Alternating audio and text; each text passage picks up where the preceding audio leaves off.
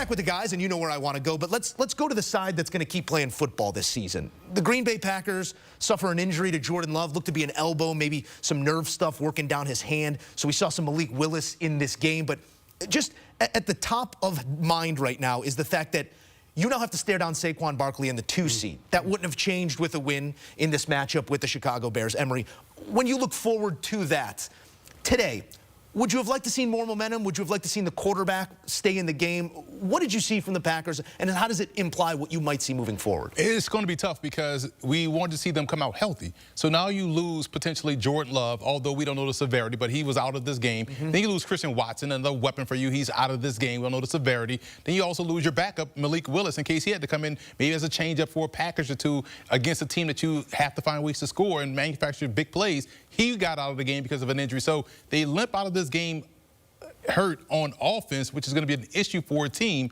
against like Philadelphia, where you're going to have to try to find a way to put up 30 points.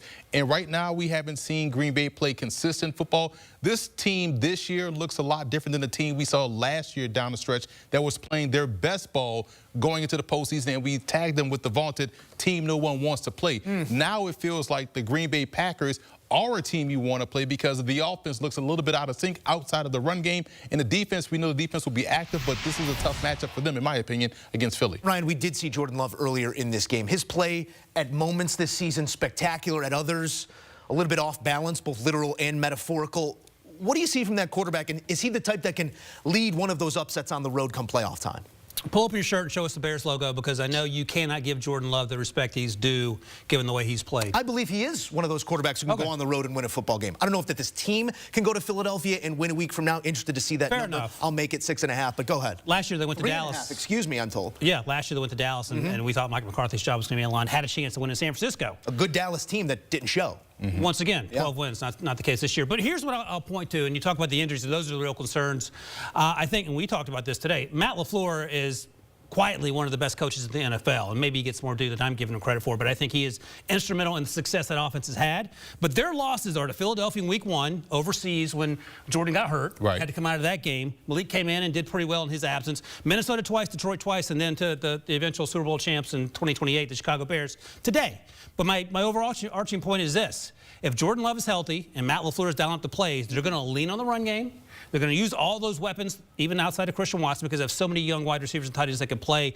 And they're going to be fine. And they proved a year ago they can go on the road and win in the playoffs. As I mentioned, Dallas, they probably should have won in San Francisco, if we're being honest with ourselves. So I'm not so much worried about them and their mindset. The bigger issue, as Emory noted, was the health of Jordan Love, because that's where it starts and ends. Personnel moving forward, Christian Watson being a part of that passing attack as well. For all he has been with the drops this season, he is a big part of that offense. All right, a quick one here as I do open, show you the logo. What did that drive mean for Caleb Williams and the Bears to end that losing streak and not have to live that through the offseason? I think it's the perfect way to end the season for what was a very frustrated at times Caleb Williams, because he came into the season, and we talked to him about this at the Combine. He hated losing last year at USC, and that team certainly had a lot more expectations than we thought the Bears would have at least midway point through this season. That's a good way to end it, but the issue for me is this. Now there's going to be more upheaval. Matt Eberflus has been long gone. Luke Getsy left, and then Shane Waldron was fired 6 weeks through the season. Now they're going to have probably a new head coach and a new offensive coordinator. Those are the things you got to get sorted out. And as a Bears fan, you know this. You have to get this right. You have one job this offseason. Get this right and get Caleb right, and then the rest will take care of itself. And getting this right is pretty simple. Can I get my one? There's my one. Trenches. Offensive line, defensive line, head coach.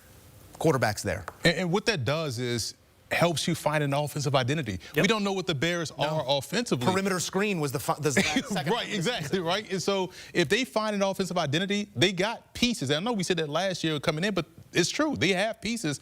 And you have a quarterback that is used to operating his system, allow him to have a hand in who he wants as a guy to be calling plays. But they got the coach wrong, and that was the difference. Right, and that's the difference. So they got to get that right. Trenches, obviously, and the Bears can be in the postseason next year. They missed the mark on expectation once again this season, but it ends with a win over the rival Green Bay Packers. Fellas, thank you. More coming here on Game Day Scoreboard as we take a look at longest losing streaks against a single opponent. You put that one to sleep as they tuck one in the win column against the Pack on Sunday.